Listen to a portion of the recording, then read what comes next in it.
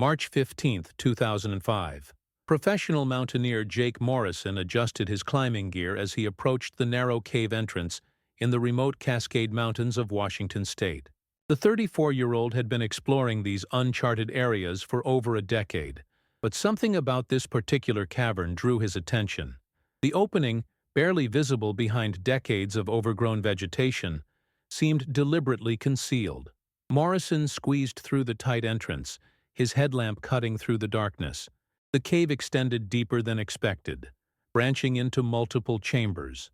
As he navigated the main passage, his light caught something unusual wedged between two rocks near the cave floor. A piece of fabric, faded but distinctly patterned with small flowers. He carefully extracted the material, recognizing it as part of a woman's blouse. The fabric, though weathered, bore no signs of natural decay that would suggest decades of exposure. Morrison continued his exploration, finding more cloth fragments scattered throughout the chamber. A torn sleeve here, a portion of denim there. All appeared to be from women's clothing, sized for young adults. The discovery troubled Morrison enough to contact the local sheriff's department immediately upon his return to town. Sheriff Robert Hayes, a 28-year veteran of law enforcement, listened intently as Morrison described his findings. The location matched reports from 1988 about 4 sisters who had vanished during a camping excursion in the same general area. The Blackwood sisters, Hayes muttered, pulling out a thick file folder. Rebecca, age 19. Amanda, 18. Jennifer, 18. And Michelle, 19. They disappeared without a trace on June 14, 1988. We found their car 3 days later, abandoned on Forest Road 47 with all their belongings still inside, including their clothes and suitcases. Morrison frowned. But Sheriff, I found women's clothing in that cave. If their clothes were in the car, whose clothes did I find? Hayes studied the Mountaineer carefully. The original investigation had been one of the most extensive missing persons cases in county history. 4 sisters from Portland, Oregon, had driven to the Cascades for a week-long camping trip. When they failed to return home, their parents contacted authorities.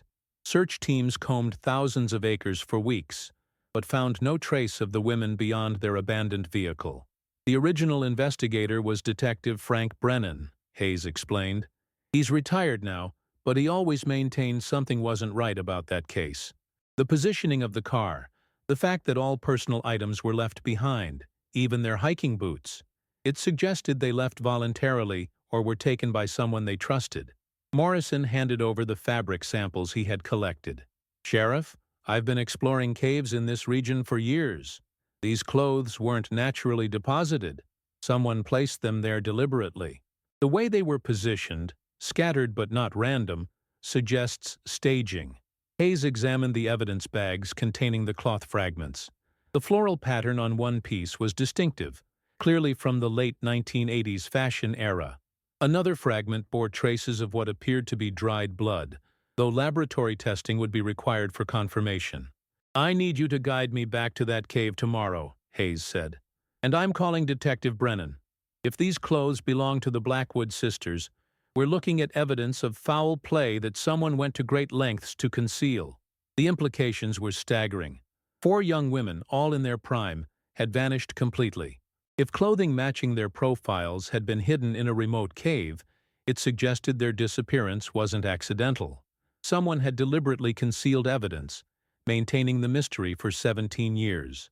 That evening, Hayes contacted retired Detective Brennan, now 67 years old and living in Seattle. Brennan had never forgotten the Blackwood case, often describing it as the one that got away. The detective agreed to drive down immediately, bringing his original case files and evidence logs. Frank, what if I told you a mountaineer just found women's clothing hidden in a cave about 5 miles from where we found their car? Hayes asked during their phone conversation. The line went silent for several seconds. Bob, I always knew someone was covering something up in that case. The positioning of evidence, the timeline inconsistencies, even the way certain witnesses behaved during interviews. If you've got new physical evidence, we might finally get answers for those families. Morrison spent the evening reviewing topographical maps of the area, marking the exact location of the cave relative to where the Blackwood sisters' car had been found. The distance was significant enough to suggest deliberate transport of evidence, yet close enough for someone familiar with the terrain to navigate. As news of the discovery began to spread through the small mountain community, old memories resurfaced. Several longtime residents recalled the massive search effort in 1988, the helicopters, the search dogs, the volunteers combing every accessible area. Yet no one had thought to explore the more difficult cave systems. The question that haunted everyone involved was simple but profound. If the Blackwood sisters' clothes had been left in their car, whose clothes had been hidden in the cave, and why? Reopening the case. Detective Frank Brennan arrived in Cascade Falls at dawn on March 16th, carrying 3 boxes of original case files from the Blackwood investigation. Despite his retirement, the 67-year-old detective moved with the purposeful energy of someone who had never truly let go of an unsolved case. Sheriff Hayes met him at the department, where they spread out photographs, witness statements, and evidence logs across a conference table. "Let me walk you through what we had in 1988, Brennan began, opening the first file folder.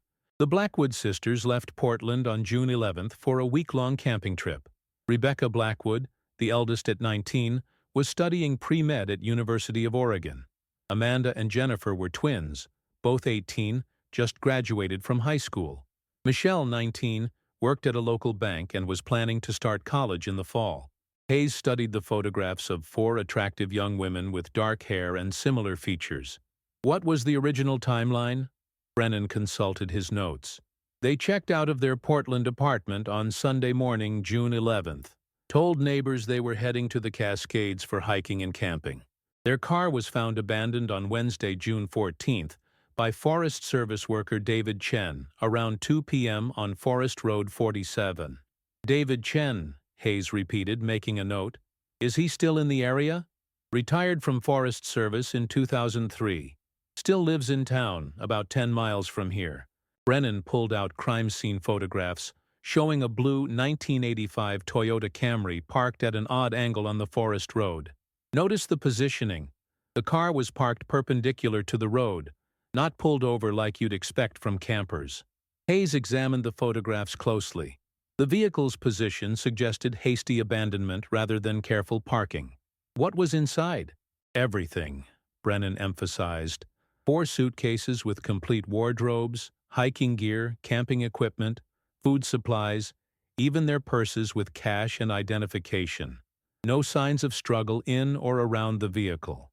Morrison arrived as they reviewed the evidence, ready to guide them back to the cave. Before departing, Brennan showed him photographs of clothing recovered from the sisters' suitcases in 1988. Look at this carefully, Brennan said, displaying photos of folded garments. Here's a floral blouse that belonged to Jennifer Blackwood. Compare it to the fabric sample you found. Morrison studied both items intently. Detective, that's not the same pattern.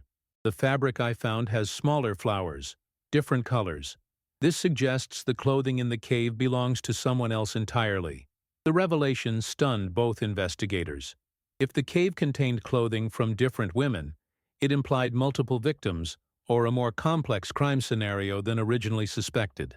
During the drive to the cave location, Brennan shared his original suspicions about the case. The disappearance timing bothered me from the start.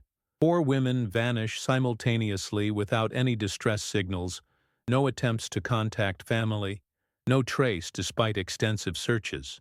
It suggested either voluntary departure, which family insisted was impossible, or intervention by someone they trusted. Who had access to their travel plans? Hayes asked. Brennan consulted his notebook while navigating the Forest Road. Family members, a few close friends, and David Chen, who had recommended camping spots in the area when Rebecca asked him about hiking trails 2 weeks before their trip. Hayes raised an eyebrow. The same David Chen who found their abandoned car? Exactly. Chen worked for Forest Service, knew the territory intimately, had regular reasons to be in remote areas without suspicion. During interviews, he seemed genuinely helpful, even volunteered for search efforts. They reached the cave entrance Morrison had marked on his GPS. The location was nearly invisible from any established trail, requiring specific knowledge of the terrain to access. As they prepared climbing equipment, Morrison pointed out the deliberate concealment. Someone familiar with this area chose this location specifically, Morrison explained. The cave isn't visible from any direction, unless you know exactly where to look. Even experienced hikers would pass by without noticing. Inside the cave, Brennan and Hayes documented the scattered clothing fragments Morrison had discovered. Using metal detectors borrowed from the County Archaeological Society, they uncovered additional evidence buried in the cave floor. Jewelry, personal items, and what appeared to be remnants of identification documents. "Frank, look at this," Hayes called out, carefully extracting a tarnished silver bracelet from beneath loose rocks. "There's an engraving." Brennan examined the jewelry with a magnifying glass. It says, "To Sarah, love Mom, 1987. This doesn't match any of the Blackwood sisters' names. The discovery of evidence belonging to someone named Sarah expanded the scope of their investigation dramatically. If clothing and personal items from multiple women had been hidden in this cave, they were potentially dealing with a serial offender who had been active for years. Morrison continued exploring deeper sections of the cave while the detectives processed evidence. "There's another chamber back here," he called out, "and there are more items scattered around." As they ventured deeper into the cave system, the true magnitude of their discovery became apparent. This wasn't just a disposal site for evidence from the Blackwood case. It was a repository for items from multiple victims, carefully hidden by someone who understood both the terrain and the investigative process well enough to conceal evidence for nearly 2 decades. Chapter 3. The Investigative Trail. Retired Detective Brennan spent March 17th reviewing missing persons reports from Washington and Oregon, cross-referencing cases involving young women who had disappeared in outdoor settings between 1985 and 1990. By afternoon, he had identified 3 additional cases that shared disturbing similarities with the Blackwood sisters' disappearance. Sarah Martinez, age 20, disappeared October 1987 while camping near Mount Baker, Brennan reported to Sheriff Hayes. Her car was found abandoned with all belongings intact. Melissa Torres, 19, vanished July 1989 during a solo hiking trip in Olympic National Forest. Same pattern. Abandoned vehicle. No signs of struggle. Personal items left behind. Hayes studied the case files Brennan had requested from neighboring jurisdictions. What about the third case? Lisa Chen, age 18, disappeared September 1988, just 3 months after the Blackwood sisters. She was the niece of David Chen, the Forest Service worker who found the Blackwood car. The connection to David Chen sent alarm signals through both investigators. Hayes immediately ran background checks on Chen, discovering information that hadn't been available during the 1988 investigation due to limited computer databases. Chen had 2 previous arrests, Hayes announced, reading from his computer screen. One for trespassing on private property in 1985, dismissed. Another for stalking in 1986, charges dropped when the complainant relocated out of state. They decided to interview Chen before he became aware of the reopened investigation. Chen's property was a modest cabin surrounded by dense forest, isolated enough to provide privacy for any illegal activities. When they arrived at 3 p.m., they found Chen working in his garden, appearing surprised but cooperative. David Chen, now 54 years old, was a thin man with weathered features and calloused hands from decades of outdoor work. He invited the investigators inside, offering coffee while claiming he was pleased someone was looking into the old cases again. "I never forgot about those Blackwood girls," Chen said, settling into a worn armchair. "Searched for weeks, hoping we'd find some trace. It bothered me that 4 young women could just vanish completely." Brennan observed Chen carefully while Hayes asked preliminary questions. "David, when you recommended camping areas to Rebecca Blackwood, did you mention any specific locations?" Just general areas safe for inexperienced campers. Places with established fire rings, close to water sources. I warned her about some of the more dangerous spots where people had gotten lost before." Hayes noted that Chen volunteered information about dangerous areas without being asked. "What kinds of dangerous spots?" Chen's demeanor shifted slightly. "Cave systems mostly. People underestimate how easy it is to get disoriented underground. We've had several rescue operations over the years, some successful, others not. Brennan leaned forward. You're familiar with the cave systems in this area? Part of my job was maintaining trail markers and warning signs. I've mapped most of the accessible caves for safety purposes. Chen paused, seeming to realize the implication of his words. Of course, there are some remote ones that aren't on any official maps. The interview continued for an hour, with Chen providing detailed knowledge about local terrain that confirmed his ability to navigate to concealed locations like the cave where Morrison had found evidence. However, Chen maintained his helpful demeanor, even offering to assist with the renewed investigation. After leaving Chen's property, Brennan and Hayes compared notes. He's too cooperative, Brennan observed. Most people show some defensiveness when questioned about old criminal cases. Chen seems almost eager to discuss details. Hayes agreed. And his knowledge about cave systems gives him opportunity to dispose of evidence in locations that wouldn't be searched by conventional methods. That evening they received laboratory results from the fabric samples Morrison had found. DNA analysis confirmed the clothing belonged to multiple individuals, none matching the Blackwood sisters' genetic profiles obtained from family members. However, one sample matched Sarah Martinez, the woman who had disappeared in 1987. We've got physical evidence connecting Sarah Martinez to that cave, Hayes announced, and David Chen recommended camping spots to victims in at least 2 of these cases, the Blackwood sisters and his own niece, Lisa Chen.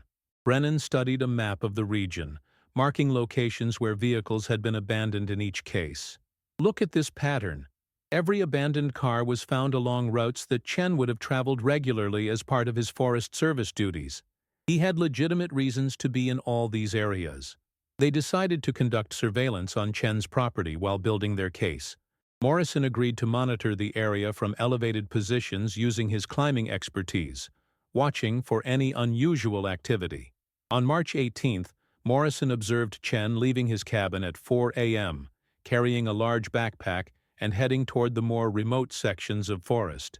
Chen traveled on foot along unmarked trails, moving with the confidence of someone intimately familiar with the terrain. Morrison followed at a distance, using rock climbing skills to track Chen from elevated positions where his presence wouldn't be detected. After hiking for nearly 2 hours, Chen reached a clearing where he began digging beneath a pile of deadfall branches. Through binoculars, Morrison watched Chen retrieve a metal box from the ground, examine its contents, then rebury it in a different location. The behavior suggested Chen was moving evidence or checking on hidden materials. When Morrison reported these observations to Hayes and Brennan, they realized they needed to accelerate their investigation. Chen's behavior indicated he was aware of renewed interest in the old cases and was taking precautions to protect himself. We need search warrants for his property and authority to excavate that clearing, Hayes decided. If Chen has been hiding evidence for 17 years, he's not going to stop now that we're getting close. The investigation was entering a critical phase where Chen's cooperation could quickly transform into resistance or flight. Uncovering the network. District Attorney Margaret Foster reviewed the evidence package prepared by Sheriff Hayes and Detective Brennan on March 19, 2005. Foster, a 45-year-old prosecutor with extensive experience in complex criminal cases, recognized the significance of physical evidence connecting multiple disappearances across jurisdictional boundaries. You have clothing from Sarah Martinez found in a cave that David Chen had access to, plus his connection to at least 2 other missing persons cases, Foster summarized. That's enough for search warrants, but I want to understand the full scope before we move. Brennan spread out a detailed timeline he had constructed. Chen's niece Lisa disappeared 3 months after the Blackwood sisters. I've been reviewing that case file, and there are inconsistencies in Chen's original statements about Lisa's plans. Hayes pulled up Chen's 1988 interview transcript on his computer. Chen told investigators Lisa was planning a solo camping trip to clear her head after breaking up with her boyfriend. But Lisa's roommate says she never mentioned any camping plans and was afraid of being alone outdoors. Foster studied photographs of the 4 Blackwood sisters. What about the boyfriend angle? Was that verified? Lisa's roommate confirmed she had been dating someone, but she never met him. Lisa was secretive about the relationship, which the roommate thought was unusual since Lisa normally shared everything, Brennan reported. The implications were disturbing. If Chen had been manipulating his niece Lisa through a fake relationship, it suggested sophisticated predatory behavior extending beyond opportunity-based crimes. Morrison called Hayes with additional surveillance observations. Chen left his cabin again this morning, but this time he drove to town. He visited the hardware store, the post office, and had coffee at Murphy's Diner. He seemed to be watching people, studying their reactions to him. Hayes realized Chen was gauging community awareness of the renewed investigation. He's testing whether news about the cave discovery has spread. We need to move before he destroys more evidence or disappears. Foster authorized comprehensive search warrants for Chen's property, vehicle, and any storage facilities he might rent. She also arranged coordination with Oregon State Police, since some of the disappearances had occurred across state lines. The search team assembled on March 20th included Hayes, 2 deputies, Morrison as a technical consultant for difficult terrain, and Detective Sarah Williams from Oregon State Police. Williams had been investigating the Sarah Martinez case and was eager to pursue new leads. Chen's cabin revealed a disturbing collection of materials hidden in a concealed basement room. Photographs of young women, including the Blackwood sisters, were pinned to boards alongside detailed maps marking hiking trails and camping areas. A journal documented Chen's observations of women who camped alone or in small groups. "Look at this entry from June 1988, Williams read aloud. 4 sisters, inexperienced campers, trust easily. Rebecca asks many questions about safe locations. Perfect opportunity if approached correctly." Hayes found a locked metal filing cabinet containing identification documents, jewelry, and personal items from multiple victims. Among them were driver's licenses for Sarah Martinez, Lisa Chen, and a woman named Jennifer Walsh, who had been reported missing from Oregon in 1989. "He's been collecting trophies," Brennan observed grimly. "This suggests we're dealing with someone who's been active much longer than we initially suspected." Morrison discovered something equally disturbing in Chen's garage. Detailed cave maps showing locations not on any official Forest Service documentation. Several caves were marked with dates and cryptic notations that appeared to correspond with disappearance dates. "These maps show cave systems I didn't even know existed," Morrison reported. "Some of these locations would be nearly impossible to find without specific knowledge of rock formations and access routes." The search team spent hours documenting evidence before Chen returned from town around 3 p.m. When he saw the police vehicles at his property, Chen initially maintained his cooperative demeanor, claiming he wanted to help with the investigation. Hayes presented Chen with the search warrant while deputies continued processing evidence. "David, we found some items in your house that we need to discuss. Personal belongings from missing women, including your niece Lisa." Chen's expression changed subtly, becoming more guarded. "I kept some of Lisa's things after she disappeared. Her parents were too upset to deal with sorting through her belongings." Detective Williams showed Chen the photograph collection they had discovered. "What about pictures of the Blackwood sisters and other missing women? Why were you keeping surveillance photos?" "I was trying to help find them," Chen insisted. "I took those pictures during search operations, thinking they might be useful for identification purposes."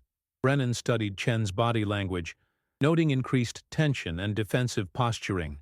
"David, the pictures were taken before these women disappeared, not during search operations. Some show them at locations where they weren't supposed to be." The confrontation revealed Chen's first significant lie, suggesting his helpful facade was cracking under pressure. Hayes decided to arrest Chen for possession of stolen property while they continued analyzing evidence from the search. As deputies placed Chen in handcuffs, he made a statement that chilled everyone present. "You don't understand what you're getting involved in. This goes much deeper than just me." The comment suggested Chen might be part of a larger network or had accomplices in his crimes, expanding the investigation beyond a single predator operating alone. The deeper conspiracy. Chen's arrest on March 20th triggered immediate legal proceedings, but his statement about deeper involvement prompted investigators to examine connections between Chen and other individuals who had access to information about the missing women. District Attorney Foster assigned a dedicated task force to explore the possibility of multiple perpetrators or a coordinated network. Detective Williams interviewed Chen's former colleagues at the Forest Service, discovering that Chen had shared detailed information about camping locations with several individuals who weren't part of official operations. Among them was Robert Morrison, a local hunting guide who had worked with Chen on search and rescue operations during the 1988 investigations. Robert Morrison is Jake Morrison's older brother, Hayes realized during a briefing session. Jake's the mountaineer who found the cave evidence. Brennan studied personnel records from the original search operations. Robert Morrison participated in searches for 3 of the missing women: Sarah Martinez, the Blackwood sisters, and Jennifer Walsh. He knew the terrain, had access to search plans, and would have known which areas had already been cleared by other teams. The connection was troubling. Robert Morrison, now 41 years old, operated a hunting and fishing guide service that took clients into remote wilderness areas. His knowledge of hidden locations would rival Chen's, and his legitimate business provided cover for suspicious activities. Jake Morrison was devastated when investigators explained the potential connection. "My brother Rob has been acting strange lately," he admitted. "When I told him about finding evidence in the cave, he seemed more worried than surprised. He asked detailed questions about exactly what I had found and whether I had told anyone else." Hayes arranged surveillance on Robert Morrison's property, while they built evidence for additional search warrants.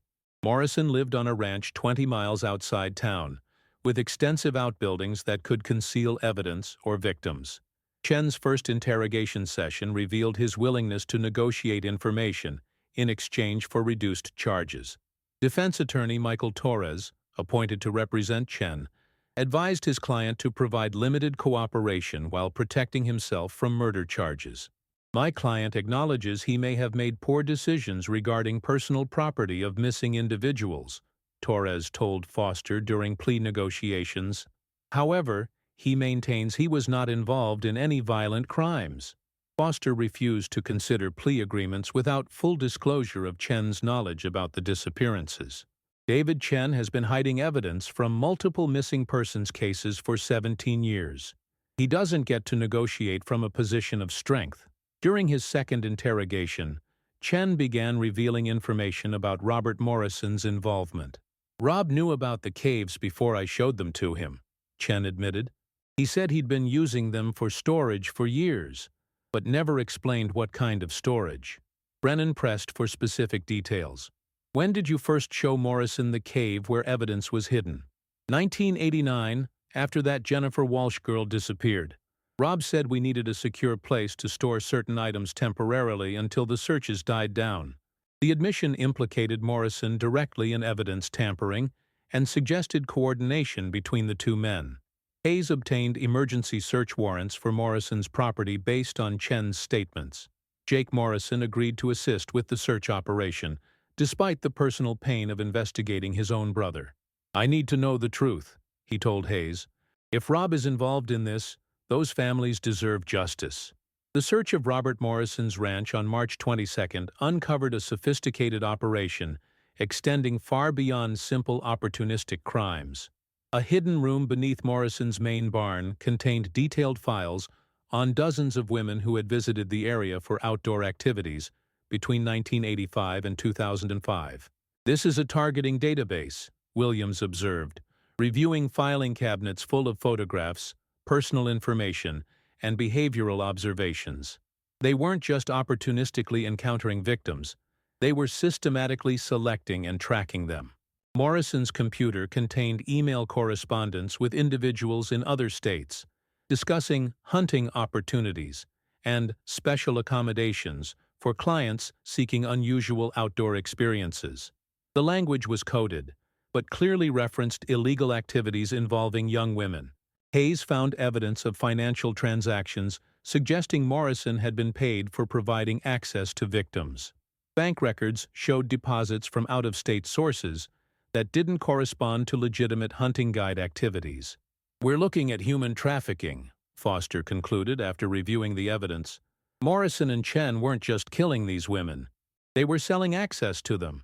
The investigation expanded to include federal authorities, as evidence suggested interstate transportation of victims and possible connections to organized criminal networks. FBI agent Patricia Coleman arrived from Seattle to coordinate federal involvement. When deputies arrested Robert Morrison at his ranch, he showed none of Chen's cooperative attitude.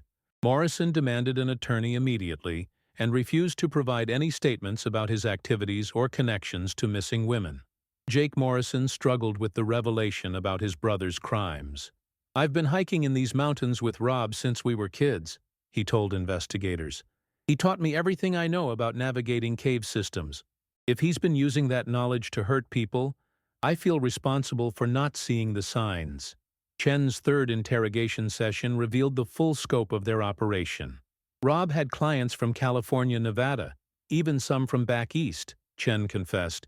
They paid premium prices for what Rob called authentic wilderness experiences with local girls. The scheme involved identifying suitable victims through Chen's Forest Service position, coordinating their isolation through Morrison's guide services, then providing paying clients with access to the women in remote locations where no one would interrupt. "What happened to the victims after these encounters?" Brennan asked. Chen's answer confirmed their worst fears. Most of them didn't survive the experience. The clients paid extra to ensure no witnesses. Federal investigation. FBI agent Patricia Coleman established a joint task force headquarters in Cascade Falls on March 23, bringing federal resources to bear on what had become a multi-state human trafficking and murder investigation. Coleman, a 15-year veteran specializing in organized crime, recognized patterns suggesting connections to known criminal networks operating in the Pacific Northwest. Coleman's first priority was mapping the full extent of Morrison and Chen's client network using financial records and communication logs seized during searches. Bank deposits into Morrison's accounts showed payments from clients in California, Nevada, Arizona, and Texas, with amounts ranging from $5,000 to $25,000 per transaction. "These aren't impulse purchases," Coleman explained to the task force. "Clients were paying substantial money for specifically arranged encounters, which suggests advanced planning and detailed coordination." Email logs from Morrison's computer revealed a sophisticated booking system using coded language. Clients made hunting reservations for specific dates, requesting particular game types based on age, physical characteristics, and experience level. Forensic accountant David Chen, no relation to suspect David Chen, analyzed Morrison's financial records, discovering a pattern of payments that corresponded with disappearance dates of known victims. The correlation was precise enough to suggest systematic documentation of each transaction. Morrison received $15,000 on June 10, 1988, 4 days before the Blackwood sisters disappeared, accountant Chen reported. Similar payments preceded each of the other disappearances we've documented. Coleman coordinated with FBI field offices in cities where payments had originated, initiating investigations into Morrison's client base. Early results revealed several clients with criminal histories involving violence against women or previous human trafficking charges. Meanwhile, David Chen continued providing information about the operational details of their network. Through his attorney, Chen revealed the existence of multiple disposal sites beyond the cave Morrison had discovered, including locations in Oregon and Northern California. Chen claims there are at least 12 burial sites where victims were disposed of after client encounters, Torres reported to District Attorney Foster. He's willing to provide locations in exchange for life imprisonment instead of death penalty consideration. Foster faced a difficult decision. Chen's information could help recover remains of missing women and provide closure to families, but accepting his deal would prevent the maximum punishment for his crimes. Coleman advised against hasty plea agreements. "We need to verify Chen's information independently before making deals. These people are sophisticated liars who might provide false information to manipulate the legal process." Technical analysis of communication equipment found at Morrison's ranch revealed connections to encrypted networks used by organized criminal groups. NSA liaison officer Captain James Rodriguez provided expertise on decrypting communications that showed Morrison's operation was part of a larger network spanning multiple Western states. This network has been operating for at least 20 years, Rodriguez reported.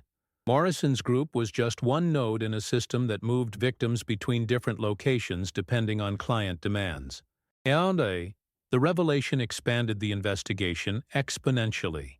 If Morrison and Chen were part of a larger organization, their arrests might trigger responses from other network members, including attempts to eliminate evidence or silence potential witnesses.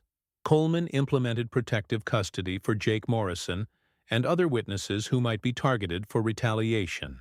Security measures also extended to investigators working the case, as organized criminal networks had previously targeted law enforcement personnel. Robert Morrison's attorney, veteran criminal defense lawyer Patricia Hayes, attempted to negotiate cooperation agreements for her client. Mr. Morrison acknowledges he may have made questionable business decisions, but he maintains he was not directly involved in violence against any individuals. Coleman rejected preliminary overtures from Hayes. Your client's ranch contained detailed files on murder victims and evidence of financial transactions related to human trafficking. He doesn't get to negotiate until we understand the full scope of his involvement. Forensic teams began excavating locations provided by Chen, starting with sites closest to Morrison's ranch. Ground-penetrating radar identified multiple burial locations, confirming that Chen's information was accurate. The first excavation on March 25 recovered remains of Sarah Martinez, missing since 1987. Forensic anthropologist Dr. Elizabeth Warner determined Martinez had died from blunt force trauma, consistent with assault, and her remains showed evidence of restraint marks on bones where ligaments had been bound. Sarah Martinez was held captive for an extended period before death, Dr. Warner reported. Bone analysis suggests she was restrained repeatedly over weeks or months, indicating prolonged captivity rather than immediate murder. The discovery confirmed their worst fears about the network's operations. Victims weren't killed immediately after abduction, but were held alive for extended periods, likely to service multiple clients before disposal. Coleman coordinated with missing persons databases nationwide, identifying potential additional victims whose disappearances matched the operational pattern. Preliminary analysis suggested the network might have been responsible for over 40 disappearances across 6 states. We're looking at one of the most extensive serial murder operations in modern U.S. history, Coleman informed FBI Director Headquarters. The combination of systematic victim selection, interstate transportation, commercial exploitation, and organized disposal suggests unprecedented coordination. Jake Morrison struggled with the magnitude of his brother's crimes while continuing to assist investigators. I keep thinking about all the times Rob took me hiking in areas where he might have buried victims, Jake confided to Hayes. How could I have been so close to this without seeing it? The investigation was revealing layers of criminality that extended far beyond the original missing persons cases, suggesting decades of coordinated predatory behavior affecting dozens of families across multiple states. The network exposed. By March 28th, FBI analysis of Morrison's communications had identified 12 individuals in 6 states who had paid for hunting experiences through the trafficking network. Agent Coleman coordinated simultaneous raids on locations in California, Nevada, Arizona, and Texas, targeting clients who had participated in the scheme. The first arrests netted Dr. Marcus Webb, a surgeon from Sacramento who had made multiple payments to Morrison, totaling over $75,000 between 1995 and 2003. Webb's home office contained photographs and videos documenting his participation in assaults on at least 6 different women in remote wilderness locations. Webb kept detailed records of his experiences, Coleman reported during a task force briefing. His documentation provides evidence of specific crimes and identifies additional victims we hadn't previously connected to the network. Webb's attorney attempted to characterize his client's activities as consensual role-playing with adult participants, but forensic evidence contradicted this defense. Videos showed clearly non-consensual encounters with women who appeared to be restrained and distressed. Coleman's investigation revealed that Webb had been recruiting other medical professionals into the network, using his position in the healthcare community to identify potential clients who shared similar interests. This expansion method had grown the network from a few individuals to over 30 active participants by 2005. Robert Morrison's second attorney, James Mitchell, approached prosecutors with a cooperation proposal. After Webb's arrest demonstrated the network's vulnerability to federal investigation. My client recognizes the severity of charges he faces and wants to provide information that could prevent additional victims. Coleman was skeptical of Morrison's sudden willingness to cooperate. Morrison maintained his innocence through 2 previous interrogations. Why should we believe he's being truthful now? Mitchell provided a preview of Morrison's information, revealing that the network had been planning to relocate operations to Montana and Wyoming due to increased law enforcement attention in the Pacific Northwest. Active plans included targeting college students during spring break trips to national parks. The intelligence about expansion plans convinced Coleman to consider limited cooperation agreements. Preventing future victims took priority over maximum punishment for existing crimes, though both objectives remained important. Morrison's first cooperation session on March 30th revealed the network's organizational structure. A coordinating council made up of 5 regional leaders managed operations across western states, with Morrison serving as the Pacific Northwest Regional Coordinator. The council meets twice annually to share resources, coordinate victim transportation, and plan territorial expansions, Morrison explained. I can provide names, locations, and operational details for all 5 regions. Coleman verified Morrison's initial information through independent investigation, confirming details about network operations in Southern California and Nevada. The accuracy of his intelligence supported continued cooperation, though Coleman remained cautious about trusting Morrison completely. David Chen's 4th interrogation revealed additional operational details about victim acquisition and disposal methods. Chen described a systematic approach that targeted women who were traveling alone or in small groups, particularly those who lacked strong local connections or frequent communication with family. We looked for women who wouldn't be missed immediately, Chen admitted. College students on break, young professionals on vacation, anyone whose absence wouldn't trigger fast police response. The targeting criteria explained why the network had operated successfully for 2 decades without detection. By selecting victims whose disappearances wouldn't prompt immediate large-scale searches, they had minimized law enforcement attention while maximizing the time available to dispose of evidence. Jake Morrison continued assisting with excavation operations, using his knowledge of regional terrain to help forensic teams access burial sites in difficult locations. Despite personal anguish about his brother's crimes, Jake remained committed to helping families find closure. I owe it to these families to help recover their daughters, Jake told Coleman during a break in excavation work. My brother used knowledge I helped him develop to hurt people. The least I can do is use that same knowledge to bring them home. Latoani, excavation teams had recovered remains of 8 victims by March 31st, confirming Chen's information about burial locations was accurate. Forensic analysis revealed similar patterns of prolonged captivity and violent death across all recovered victims. Dr. Warner's forensic reports documented extensive evidence of torture and sexual assault, confirming the network's commercial exploitation of victims before murder. These women suffered prolonged torture that appears designed to satisfy specific client demands rather than serving any practical purpose for the perpetrators. 1. Coleman coordinated with victim services coordinators to provide support for families as remains were identified and recovered. The process was traumatic for families who had spent years hoping their missing daughters might still be alive, but many expressed gratitude for finally having answers.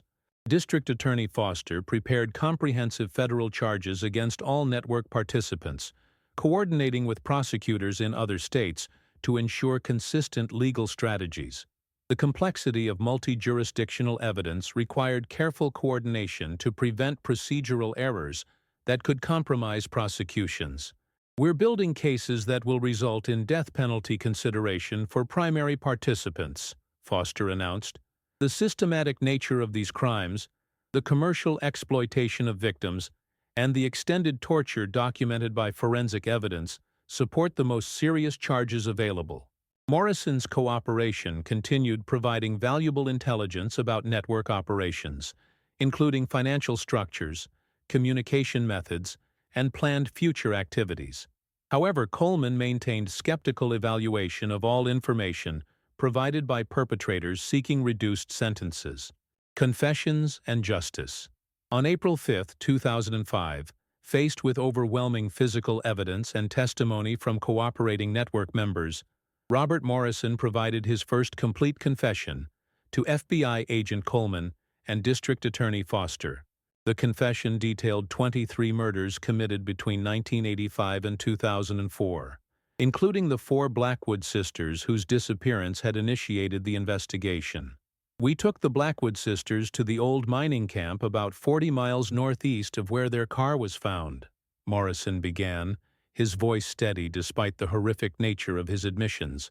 The client had requested multiple young women for a weekend experience. He paid $60,000 for exclusive access. Coleman documented every detail of Morrison's confession, while Foster evaluated the legal implications. Morrison described how he and Chen had approached the sisters at their campsite, claiming to be Forest Service personnel, warning about dangerous wildlife in the area. "We told them we were relocating campers to safer designated areas," Morrison continued. "Rebecca, the oldest sister, was suspicious, but the others trusted us because of Chen's uniform and official identification."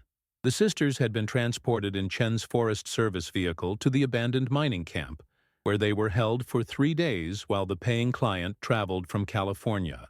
Morrison's description of the subsequent events was too disturbing for complete documentation in official reports. "The client wanted to hunt humans," Morrison confessed. "He would release one victim at a time into the forest, give them a head start, then track them down. He paid extra for each one he caught alive." Foster struggled to maintain professional composure while listening to Morrison's confession. The systematic nature of the torture and murder exceeded even the most brutal cases in her prosecutorial experience. Chen provided corroborating testimony that confirmed Morrison's confession, while adding details about disposal methods. "After the client finished with each victim, we would bury them in pre-selected locations marked on Morrison's cave maps.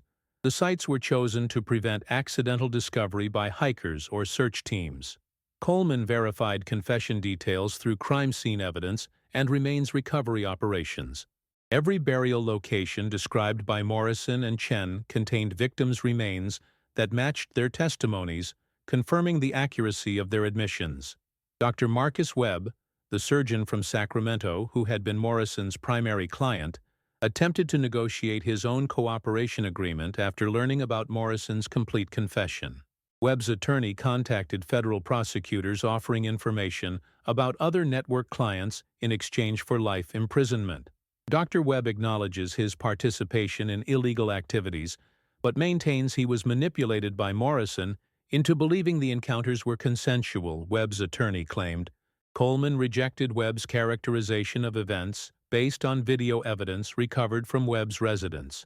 Dr. Webb's own recordings show him torturing clearly non-consensual victims who were begging for release.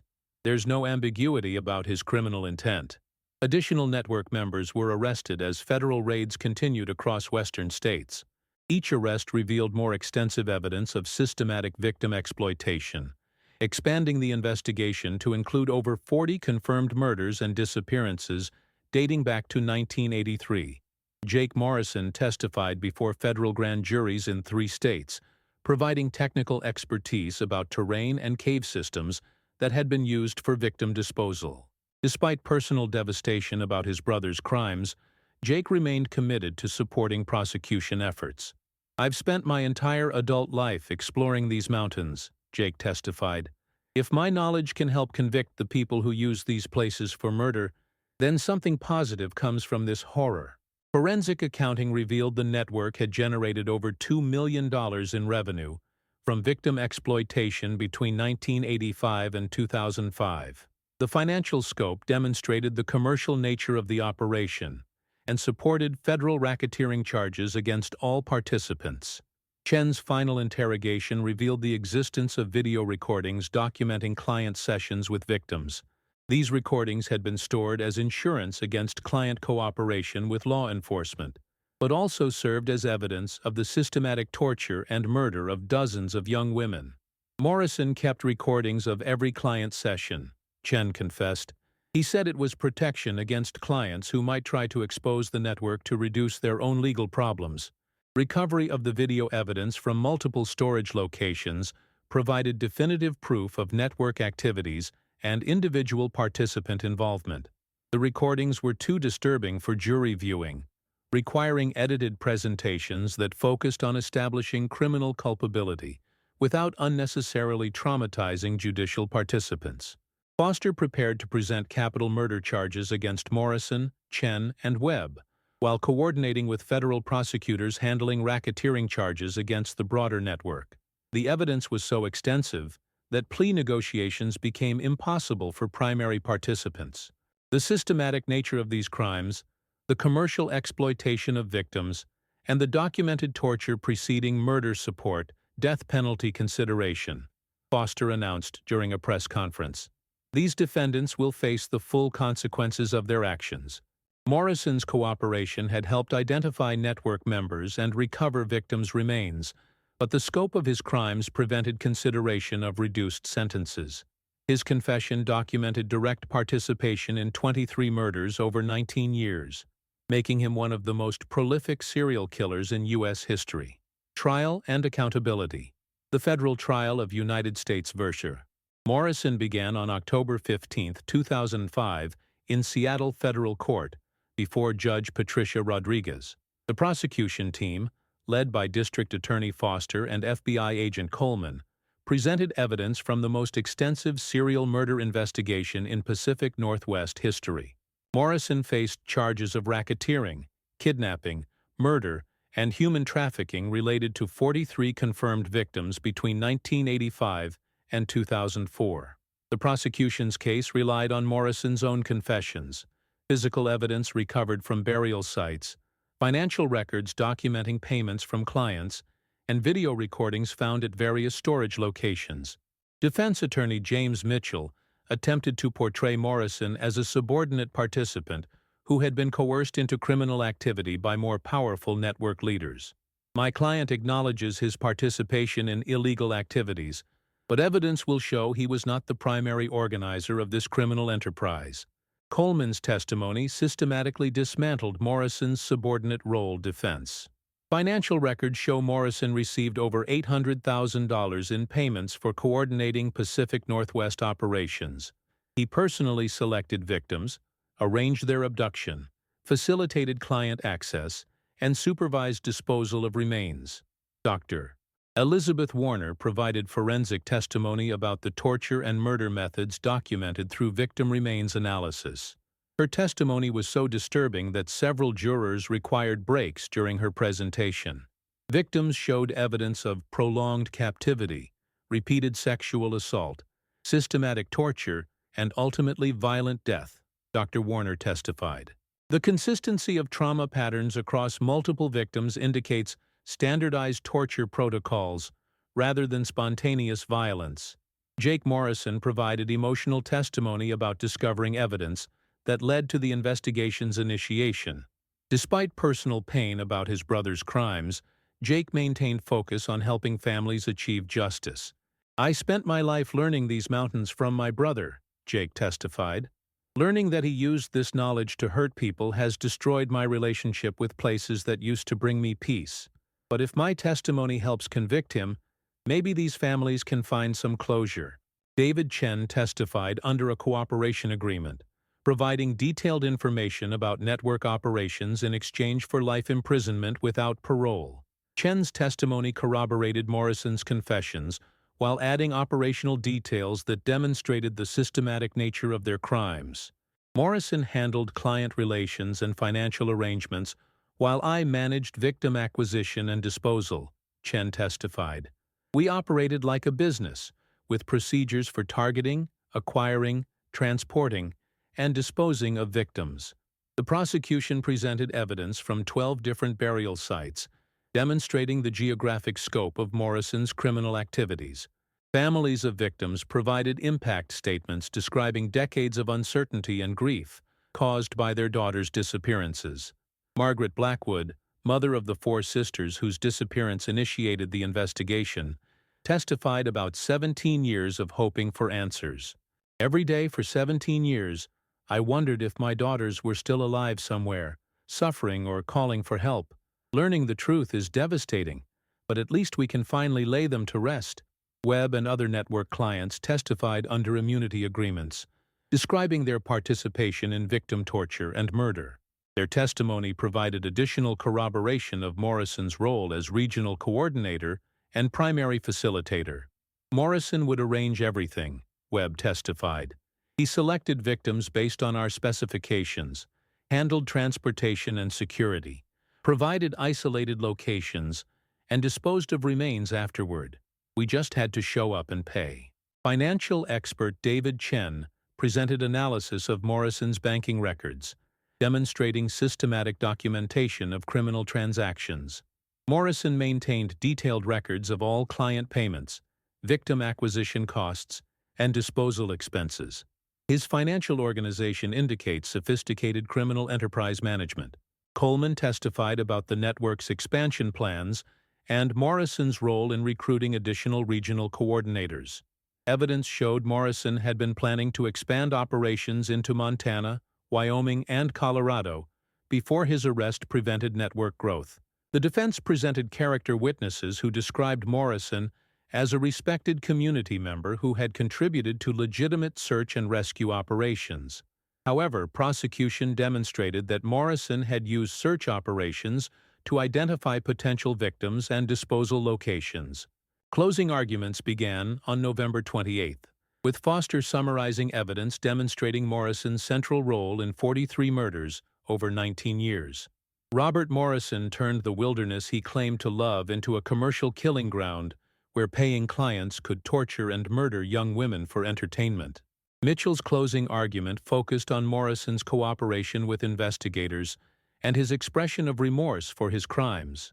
My client's information helped recover victims' remains and prosecute other network members. While his crimes are inexcusable, his cooperation demonstrates recognition of wrongdoing. The jury deliberated for 6 hours before returning guilty verdicts on all charges. Judge Rodriguez scheduled sentencing for January 15, 2006, allowing time for victim impact statements and sentencing memoranda from both parties. Morrison showed no emotional reaction to the guilty verdicts, maintaining the controlled demeanor he had displayed throughout the trial. His lack of visible remorse contributed to prosecution arguments for death penalty consideration. Chen received life imprisonment without parole under his cooperation agreement, while Webb and other clients faced separate trials in their respective jurisdictions. Federal authorities continued investigating network operations in other regions, leading to additional arrests and prosecutions. Resolution and legacy. Judge Patricia Rodriguez sentenced Robert Morrison to death on January 15, 2006, after hearing impact statements from families of 26 identified victims. The sentence reflected the systematic nature of Morrison's crimes, his leadership role in the trafficking network, and the extensive torture documented through forensic evidence. Mr. Morrison operated a commercial murder enterprise that caused immeasurable suffering to victims and their families, Judge Rodriguez stated during sentencing. The evidence demonstrates calculated, systematic torture and murder motivated by financial gain rather than passion or mental illness. Morrison's execution was scheduled for 2008, though mandatory appeals would extend the timeline significantly. Defense attorney Mitchell filed appeals focusing on cooperation credit and claims of network coercion, but federal appellate courts upheld the death sentence in 2009. David Chen died in federal prison in 2007 from complications related to diabetes, never providing complete information about all network activities. His death eliminated potential testimony in ongoing prosecutions of other network members. FBI agent Coleman continued investigating the network's operations in other regions, leading to prosecutions that ultimately resulted in 47 additional convictions across 6 states. The investigation became a model for multi-jurisdictional cooperation in complex serial crime cases. Jake Morrison established a nonprofit organization dedicated to improving communication between search and rescue operations and missing persons investigations. The organization, named for the Blackwood sisters, provided training and resources to prevent similar crimes. "I can't undo the evil my brother committed," Jake stated during the organization's founding ceremony, "but I can work to ensure other families don't endure 17 years of uncertainty about their missing children." The Blackwood Sisters Foundation funded advanced training for search and rescue personnel, improved communication systems for remote area operations, and victim services for families of missing persons. Jake donated all proceeds from his mountaineering guide business to support the foundation's activities. Forensic teams recovered remains of 38 victims from locations provided by Morrison and Chen, allowing most families to achieve closure through proper burial services. 5 victims were never found, despite extensive searches of areas described in confessions. Dr. Elizabeth Warner published research based on forensic evidence from the Morrison case, contributing to improved techniques for analyzing evidence of systematic torture and murder. Her work helped develop protocols for investigating organized criminal networks that exploit victims over extended periods. District Attorney Foster was elected to the state Supreme Court in 2008, partly based on recognition for her prosecution of the Morrison network. She continued advocating for victim rights and improved coordination between jurisdictions in complex criminal cases. The case led to federal legislation improving information sharing between law enforcement agencies investigating missing persons cases. The Morrison Prevention Act required standardized reporting protocols and database coordination to identify patterns across jurisdictional boundaries. Margaret Blackwood became an advocate for missing persons' families, working with law enforcement agencies to improve investigation procedures and victim services. She testified before Congress in support of legislation expanding resources for missing persons investigations. "No family should wait 17 years for answers about their missing child," Margaret testified. "Law enforcement needs better tools and resources to identify patterns like the Morrison network before they claim so many victims."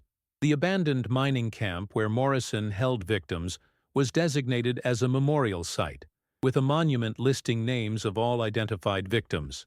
The site became a place of remembrance for families and a reminder of the importance of vigilant law enforcement. Morrison was executed on March 15, 2010, exactly 5 years after Jake Morrison discovered evidence in the cave that initiated the investigation. Morrison provided no final statement and showed no remorse for his crimes during his final hours. Jake Morrison witnessed the execution on behalf of victim families, maintaining his commitment to seeing justice completed, despite personal anguish about his brother's crimes. Today ends one chapter of this tragedy, but the work of honoring these victims' memories continues. The Morrison Network investigation resulted in convictions of 63 individuals across 7 states, making it the largest serial murder prosecution in U.S. history. The case demonstrated how organized criminal networks could operate for decades without detection when they selected victims carefully and disposed of evidence systematically. Law enforcement agencies continue studying the Morrison case to improve detection of similar networks and prevent future victims. The investigation techniques developed during this case have been applied to other complex serial crime investigations nationwide. The families of Morrison's victims found different ways to honor their daughters' memories. Some established scholarships, others funded victim services programs, and many became advocates for missing persons' causes. Their strength in transforming personal tragedy into positive action inspired communities nationwide. 20 years after the investigation began, Jake Morrison continued operating the Blackwood Sisters Foundation while working as a technical consultant for law enforcement agencies, investigating crimes in remote locations. His expertise, born from tragedy, helped solve numerous other cases involving evidence disposal in wilderness areas. The cave where Morrison first discovered evidence was sealed and marked as a crime scene memorial, ensuring the location would be preserved as a reminder of both the victims who suffered there and the importance of never giving up on missing persons cases. The Morrison case changed how law enforcement approaches missing persons investigations, emphasizing the importance of examining patterns across jurisdictions and maintaining active investigations even when cases grow cold. The legacy of 43 young women continues inspiring efforts to protect others from similar fates.